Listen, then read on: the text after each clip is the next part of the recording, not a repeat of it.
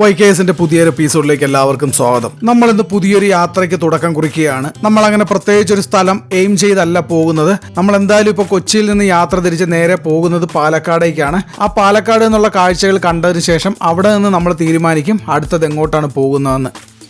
എന്തായാലും ഒരു 1 വീക്ക് അതല്ലെങ്കിൽ ഒരു 10 ദിവസത്തെ യാത്രയാണ് നമ്മൾ ഉദ്ദേശിക്കുന്നത്. കൊച്ചിയിൽ നിന്ന് ഏകദേശം ഉച്ചയോടുകൂടി യാത്ര തിരിച്ച്, പക്ഷേ എന്നിരുന്നാലും റോഡ് പണി നടക്കുന്നത് കാരണം അത്യാവശ്യം നല്ല ട്രാഫിക് പല സ്ഥലങ്ങളിലും ഉണ്ട്. തന്നെയുമല്ല അധികം സ്പീഡിലൊന്നും പോകാനും പറ്റത്തില്ല. നമ്മളിപ്പോൾ സഞ്ചരിച്ചുകൊണ്ടിരിക്കുന്നത് തൃശ്ശൂർ ജില്ലയിൽ കൂടെയാണ്. കുറച്ചുകൂടെ മുന്നിലേക്ക് പോയി വലത്തേക്ക് തിരിഞ്ഞു കഴിഞ്ഞാൽ അതിരപ്പള്ളി വാഴച്ചാലൊക്കെ പോകാൻ പറ്റും.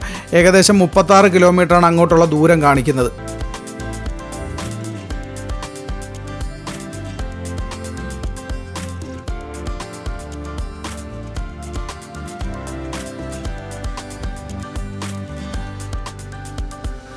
ഈ കാണുന്നതാണ് പാലിയേക്കര ടോൾ പ്ലാസ. ഒരുപാട് വിവാദങ്ങൾ ഉണ്ടാക്കിയ ടോൾ പ്ലാസയാണ്. പക്ഷെ ഇപ്പോൾ വരുന്ന സമയത്ത് ഇവിടെ വലിയ തിരക്കും കാര്യങ്ങളൊന്നുമില്ല. കാരണം ഇപ്പോൾ ഇവിടെ ടോള് നിർത്തിവെച്ചേക്കുവാണ് പിരിക്കുന്നത്.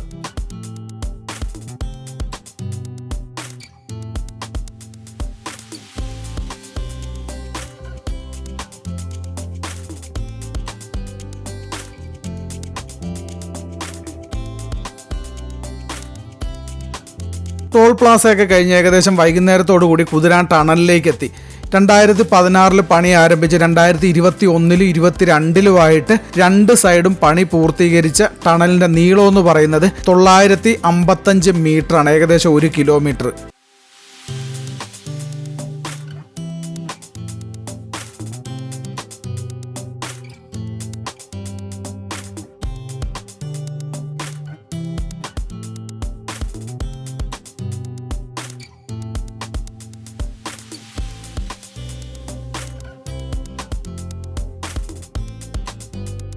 ഈ കുതിരാൻ ടണൽ കയറി കൊച്ചി സൈഡിൽ നിന്നാണ് വരുന്നതെന്നുണ്ടെങ്കിൽ കുതിരാൻ ടണൽ കയറി ഇറങ്ങുമ്പോൾ തന്നെ ഇടത്തേക്ക് ഒരു ചെറിയ, ആ ടണൽ റോഡിന്റെ സൈഡിൽ കൂടെ തന്നെ ഇടത്തേക്ക് ഒരു ചെറിയ റോഡുണ്ട്. അതാണ് പഴയ കുതിരാൻ റോഡ്. അവിടെ ഒരു പഴയ അയ്യപ്പ ക്ഷേത്രമൊക്കെ ഉണ്ടെന്ന് പറഞ്ഞു കേട്ടിട്ടുണ്ട്. എന്തായാലും അവിടുത്തെ കാഴ്ചകളും കൂടെ ഒന്ന് കണ്ടിട്ട് വേണം പാലക്കാടേക്ക് പോകാനായിട്ട്.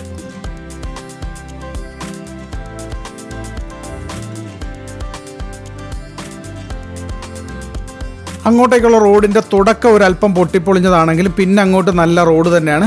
ഏകദേശം ഒരു 200 മീറ്ററോളം വണ്ടി ഓടിച്ച് കഴിയുമ്പോഴത്തേക്ക് അവിടെ ആ ക്ഷേത്രം കാണാൻ സാധിക്കും.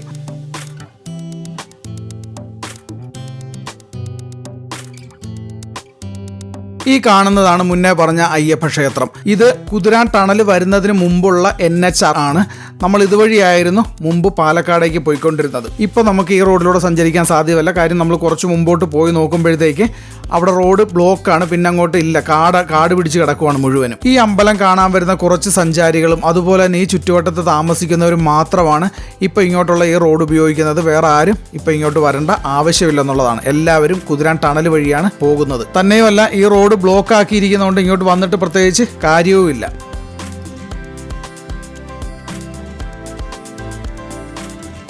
വളരെ ശാന്തമായിട്ട് ഒരു കാടിന് നടുവിൽ നിൽക്കുന്ന ഒരു അമ്പലമായിട്ടാണ് നമുക്ക് ഇങ്ങോട്ട് വരുമ്പോൾ തോന്നുന്നത്. ഇത് കാടൊന്നുമല്ല, പക്ഷേ എന്ന് പറഞ്ഞാലും ഒരു കാടിൻ്റെ ഉള്ളിൽ നിൽക്കുന്ന ആ ഒരു ഫീലാണ് നമുക്കിവിടെ വന്നു കഴിയുമ്പോഴത്തേക്ക് കിട്ടുന്നത്. ഏകദേശം 400 വർഷം മുമ്പ് കൊച്ചി ഭരിച്ചിരുന്ന മഹാരാജാവ് ഇതുവഴി പലതവണ യാത്ര ചെയ്തപ്പോൾ അദ്ദേഹത്തിന് ഉൾവിളി ഉണ്ടായിട്ട് ഇവിടെ നിർമ്മിച്ചതാണ് ഈ കുതിരാൻ ശ്രീധർമ്മശാസ്ത്ര ക്ഷേത്രം എന്നാണ് പറയപ്പെടുന്നത്.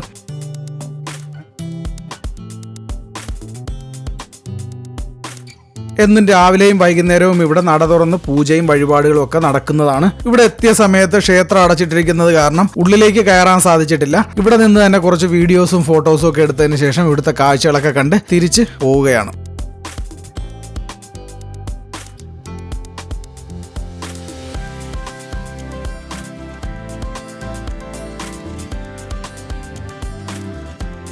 കുതിരാനിലെ കാഴ്ചകളൊക്കെ കണ്ടതിന് ശേഷം പാലക്കാടേക്ക് എത്തുമ്പോഴത്തേക്ക് ഏകദേശം 8 മണി കഴിഞ്ഞിരുന്നു. ശരിക്കും പാലക്കാട് ടൗണിലേക്കല്ല വരാൻ ഉദ്ദേശിച്ചിരുന്നത്. നേരെ കൊല്ലങ്കോട്, നെന്മാറ വഴി കൊല്ലങ്കോടേക്ക് പോകാനാണ് ആദ്യം തീരുമാനിച്ചത്. പിന്നീടാണ് തീരുമാനം മാറ്റി പാലക്കാട് ടൗണിലേക്ക് എത്തിയത്.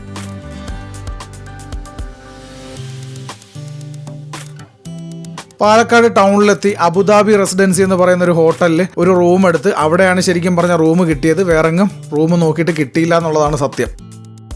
ഈ കാണുന്നതാണ് റൂം. ശരിക്കും അത്യാവശ്യം വൃത്തിയും വെടിപ്പും ഒക്കെ ഉള്ള ഒരു റൂമാണ്, കുഴപ്പമൊന്നുമില്ല. അങ്ങനെ ബാഗും കാര്യങ്ങളൊക്കെ റൂമിൽ വെച്ച് ഒന്ന് കുളിച്ച് ഫ്രഷ് ആയതിനു ശേഷം ഫുഡ് കഴിക്കാനായിട്ട് പുറത്തേക്ക് ഇറങ്ങിയതാണ്. ഒരുവിധം നല്ല ഹോട്ടലുകളൊക്കെ അടച്ചു പോയിട്ടുണ്ടായിരുന്നു. പിന്നെ അവിടെ ഉണ്ടായിരുന്നത് കുറച്ച് തട്ടുകടകളാണ്. അവിടെ നിന്നുള്ള തട്ടുദോശയും കഴിച്ച് വന്ന് കിടന്നുറങ്ങുകയാണ് ചെയ്തത്.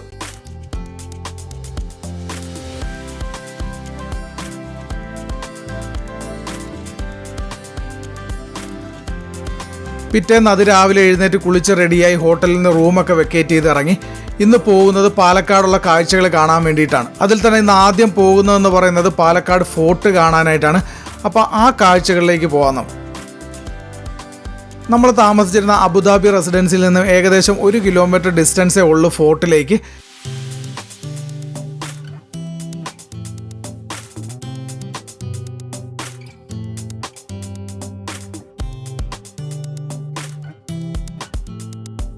ഈ കാണുന്നത് ഫോർട്ടിന്റെ ഫ്രണ്ട് ഗേറ്റ് ആണ്. ഇതിന്റെ ഉള്ളിലേക്ക് നമുക്ക് 2 വീലറും കാറും ഒക്കെ കൊണ്ടുപോയി ഉള്ളിൽ പാർക്ക് ചെയ്യാൻ സൗകര്യമുണ്ട്. പക്ഷേ എനിക്കത് അറിയത്തില്ലായിരുന്നു. ഞാൻ ഇതിന്റെ സൈഡിലായിട്ട് തന്നെ വണ്ടി പാർക്ക് ചെയ്തിട്ടാണ് ഉള്ളിലേക്ക് നടന്നത്. നമ്മൾ ഫോർട്ടിന്റെ ഉള്ളിലേക്ക് വരുമ്പോൾ തന്നെ അതിന്റെ വലതുവശത്തായിട്ട് ഇവിടെ ഒരു ടിക്കറ്റ് കൗണ്ടർ ഉണ്ട്. അവിടെ നിന്ന് ടിക്കറ്റ് എടുത്തിട്ട് വേണം നമ്മൾ ഉള്ളിലേക്ക് പോകാനായിട്ട്. 8 മണി തൊട്ട് വൈകുന്നേരം 5:30 മണി വരെയാണ് ഫോർട്ടിന്റെ ഉള്ളിൽ നമുക്ക് കയറി കാഴ്ചകൾ കാണാൻ പറ്റുന്ന ഒരു ടൈമിംഗ് എന്ന് പറയുന്നത്. കോട്ടയ്ക്കുള്ളിലേക്ക് കയറുന്നതിന് ടിക്കറ്റ് റേറ്റ് എന്ന് പറയുന്നത് ഇന്ത്യക്കാർക്ക് 30 രൂപയും അതേസമയം വിദേശികൾക്ക് 300 രൂപയുമാണ് ടിക്കറ്റ് റേറ്റ്. അത് നമ്മൾ ഗൂഗിൾ പേയിലാണ് നമ്മൾ ചെയ്യുന്നതെന്നുണ്ടെങ്കിൽ ഇന്ത്യക്കാർക്ക് 25 രൂപയും വിദേശികൾക്ക് 250 രൂപയുമാണ് ഗൂഗിൾ പേയിലുള്ള ചാർജ്. ക്യാമറയ്ക്ക് സെയിം റേറ്റ് ആണ്, 25 രൂപയാണ് എല്ലാവർക്കും. വിദേശികൾക്കും ഇന്ത്യക്കാർക്കും ഒക്കെ 25 രൂപയാണ് ക്യാമറയുടെ റേറ്റ്, നോർമൽ ക്യാമറ കൊണ്ടുവന്ന് ഉപയോഗിക്കുന്നതിന്. ഈ കോട്ടയ്ക്ക് ചുറ്റും ഇങ്ങനെ വളരെ ആഴത്തിൽ കിടങ്ങ് നിർമ്മിച്ചിട്ടുണ്ട്. ആ കിടങ്ങിനെ ക്രോസ് ചെയ്തുകൊണ്ട് ഒരു പാലം നിർമ്മിച്ച് ആ പാലത്തിലൂടെ മാത്രമുള്ള ഒരു വഴിയാണ് കോട്ടയ്ക്കുള്ളിലേക്ക് കയറാനായിട്ടുള്ളത്. ഈ കോട്ടയ്ക്കുള്ളിൽ ടിക്കറ്റ് എടുക്കാതെ കണ്ട് കാണാൻ പറ്റുന്ന കുറച്ച് കാഴ്ചകളുണ്ട്. ആ കാഴ്ചകൾ വരെ നമുക്ക് പോകാൻ പറ്റുള്ളൂ. അതിനുള്ളിലേക്ക് പോകണമെന്നുണ്ടെങ്കിൽ നമ്മളിവിടെ 8:30 വരെ വെയിറ്റ് ചെയ്യേണ്ടി വരും.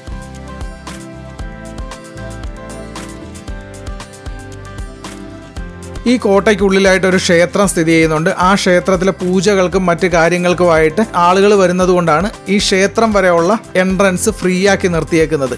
അത് കഴിഞ്ഞ് മുമ്പോട്ടുള്ള ഭാഗമാണ് ശരിക്കും പറഞ്ഞാൽ അവരൊരു മ്യൂസിയമായിട്ട് റിനോവേറ്റ് ചെയ്ത് വെച്ചിരിക്കുന്നത്.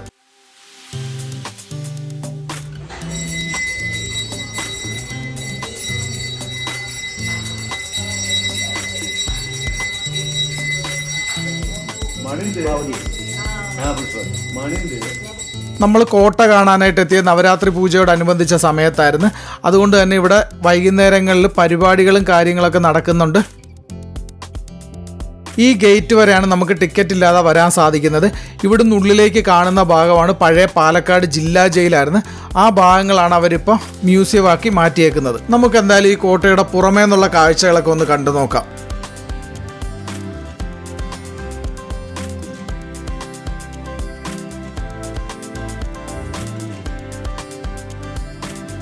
നമ്മളിവിടേക്ക് വന്നത് കുറച്ച് നേരത്തെ ആയതുകൊണ്ട് തൽക്കാലം നമുക്ക് കോട്ടയുടെ പുറമേ നിന്നുള്ള കാഴ്ചകൾ മാത്രമേ കാണാൻ സാധിക്കുകയുള്ളൂ. നിങ്ങൾ പാലക്കാടേക്ക് വരുമ്പോൾ കോട്ട കാണാൻ ഉദ്ദേശിക്കുന്നുണ്ടെങ്കിൽ കഴിയുന്നതും 8:30 മണി കഴിഞ്ഞ് വരുന്നതായിരിക്കും നല്ലത്. വൈകുന്നേരം 5:30 മണി വരെ നമുക്ക് ഇതിൻ്റെ ഉള്ളിലെ കാഴ്ചകളൊക്കെ നടന്ന് കാണാവുന്നതാണ്.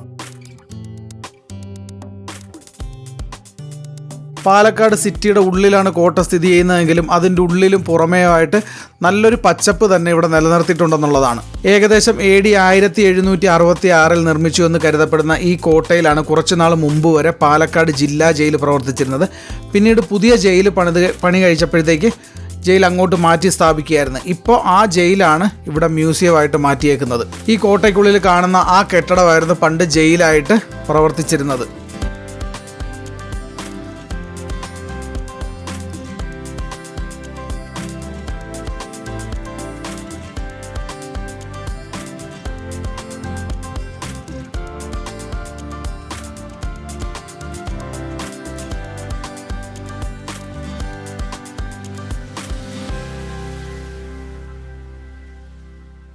നമ്മൾ കോട്ടയ്ക്കുള്ളിൽ നിന്നുള്ള കാഴ്ചകളൊക്കെ കണ്ടതിന് ശേഷം പുറത്തേക്ക് വരുമ്പോൾ ഇതിൻ്റെ മുന്നിലായിട്ട് ഇവിടെ കുറച്ച് പേര് ഇന്ന് അനൗൺസ്മെൻറ്റും കാര്യങ്ങളൊക്കെ നടത്തുന്നുണ്ട്. മറ്റൊന്നുമല്ല, ഇവിടെ ഈ കോട്ടയുടെ ഉള്ളിൽ നടക്കാൻ വരുന്ന ഒരു കൂട്ടായ്മയുണ്ട്. അവർക്ക് വേണ്ടിയിട്ടൊരു കൂട്ടായ്മയുണ്ട്. ആ കൂട്ടായ്മ നവരാത്രിയോടനുബന്ധിച്ച് കാലത്ത് 10 മണിക്ക് മഞ്ഞക്കുളം പള്ളിക്ക് സമീപമുള്ള സിതാര ഓഡിറ്റോറിയത്തിൽ വെച്ച് വിവിധ കലാപരിപാടികൾ പോകുന്നു. ഇവിടെ ഓണാഘോഷ പരിപാടിയും ഓണസദ്യയും ഒക്കെ നടത്തുന്നുണ്ട്. അതിൻ്റെ ഒരു അനൗൺസ്മെൻറ്റും കാര്യങ്ങളും ഒക്കെയാണ് ഇവിടെ നടക്കുന്നത്. ശരിക്കും അതൊരു നല്ല കാര്യം തന്നെയാണ്. ഈ കോട്ടയ്ക്കുള്ളിൽ നടക്കാൻ വരുന്നവർക്ക് എല്ലാവർക്കുമായിട്ട് ഒരു ക്ലബ്ബ് പോലെ രൂപീകരിച്ചിട്ട് അവർക്കൊരു പരിപാടിയും അതിൻ്റെ ആഘോഷവും കാര്യങ്ങളൊക്കെ ആയിട്ട് വളരെ നല്ലൊരു കാര്യം തന്നെയാണ്. അവരതിൻ്റെ പരിപാടികളുമായിട്ട് നിൽക്കുന്നത്. നമ്മളെന്തായാലും ഇവിടെ നിന്നുള്ള കാഴ്ചകളൊക്കെ കണ്ടതിന് ശേഷം തിരിച്ച് കൽപ്പാത്തി തെരുവിലേക്കാണ് നമ്മൾ പോകുന്നത്. പാലക്കാട് ഫോർട്ടിൽ നിന്നും കൽപ്പാത്തിയിലേക്കുള്ള ദൂരം എന്ന് പറയുന്നത് ഏതാണ്ട് 4 കിലോമീറ്ററാണ്. ഒരു 15 മിനിറ്റ് കൊണ്ട് നമുക്ക് എത്തിപ്പെടാവുന്ന ദൂരമേ ഉള്ളൂ.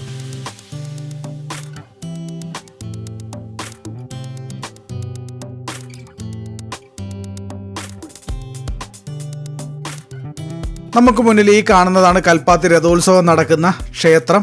ഒരിക്കലും കൽപ്പാത്തിയെ ഒഴിവാക്കി നിർത്തിക്കൊണ്ട് നമുക്ക് പാലക്കാടിൻ്റെ ചരിത്രമോ വിശേഷങ്ങളോ നമുക്ക് പറയാൻ പറ്റില്ല.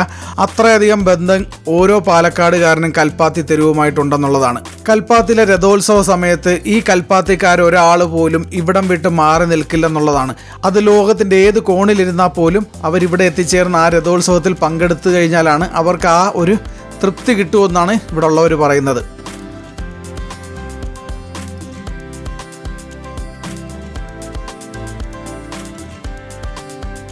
ഇതിൻ്റെ ഉള്ളിൽ കാണുന്ന ഈ രഥങ്ങളാണ് രഥോത്സവ സമയത്ത് പുറത്തെടുത്ത് അണിയിച്ചൊരുക്കി ഇവിടെ രഥോത്സവത്തിന് ഉപയോഗിക്കുന്നത്. രഥോത്സവം കഴിഞ്ഞാലും ഈ രഥങ്ങളെല്ലാം തന്നെ ചമയങ്ങളൊക്കെ അഴിച്ച് കാഴ്ചക്കാർക്ക് വേണ്ടിയിട്ട് ഇവിടെ ഈ ഒരു ചില്ലിട്ട കെട്ടിടത്തിനുള്ളിൽ പ്രദർശിപ്പിച്ചിട്ടുണ്ടെന്നുള്ളതാണ്.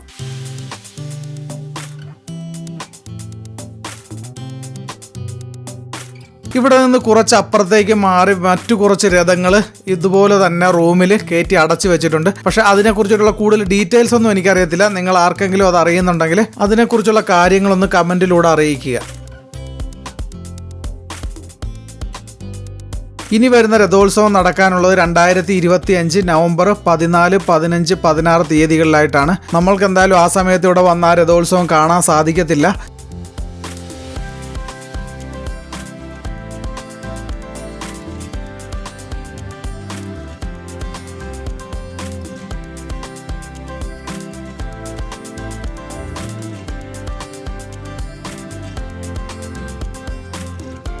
ഈ കൽപ്പാത്തിയുടെ തെരുവുകളിലൂടെ നടക്കുമ്പോഴത്തേക്ക് നമുക്ക് മൊത്തത്തിൽ ഫീൽ ചെയ്യുന്നത് ഒരു സ്പിരിച്വൽ ഫീലാണ്. നമ്മൾ ഏതോ ക്ഷേത്രത്തിൻ്റെ ഉള്ളിലൊക്കെ കൂടെ നടക്കുന്ന ഒരു ഫീലാണ് നമുക്ക് കിട്ടുന്നത്.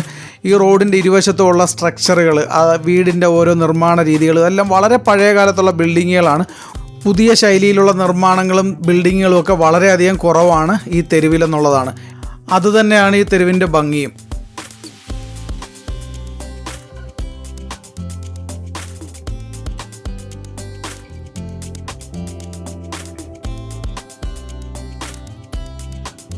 ഈ ക്ഷേത്രത്തിൻ്റെ പുറകിലേക്കും ഇവിടെ ഈ കാണുന്നതുമാണ് ഓൾഡ് കൽപ്പാത്തി എന്ന് പറയുന്നത്. ഇതാണ് ഓൾഡ് കൽപ്പാത്തി ക്ഷേത്രം, ശ്രീ ലക്ഷ്മീനാരായണ ടെമ്പിൾ. നമ്മൾ വരുമ്പോൾ ഇവിടെ എന്തോ പൂജയോ കാര്യങ്ങളൊക്കെ നടക്കുന്നുണ്ട്. അതുകൊണ്ട് തന്നെ നമ്മൾ അതിൻ്റെ ഉള്ളിലോട്ട് പോയിട്ട് വീഡിയോസും കാര്യങ്ങളൊന്നും എടുക്കാൻ നിൽക്കുന്നില്ല. കൽപ്പാത്തിയിൽ ശരിക്കും പറഞ്ഞാൽ പ്രധാനമായിട്ട് 4 അഗ്രഹാരങ്ങളാണുള്ളത്. ഒന്ന് ചാത്തപുരം, രണ്ടാമത്തത് ഗോവിന്ദരാജപുരം, മൂന്നാമത്തത് ഓൾഡ് കൽപ്പാത്തി, നാലാമത്തത് പുതിയ കൽപ്പാത്തി.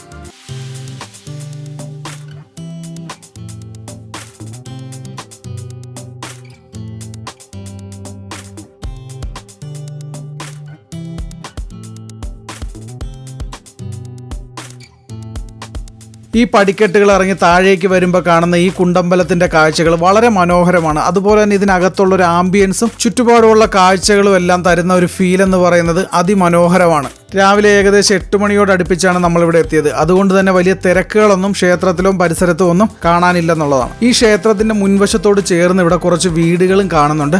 ഇവിടെ താമസിക്കുന്നവർ ചിലപ്പോൾ ഈ ക്ഷേത്രവുമായിട്ട് ബന്ധപ്പെട്ടവരായിരിക്കാം. അതിനെക്കുറിച്ചുള്ള കൂടുതൽ ഡീറ്റെയിൽസ് ഒന്നും നമുക്കറിയില്ല.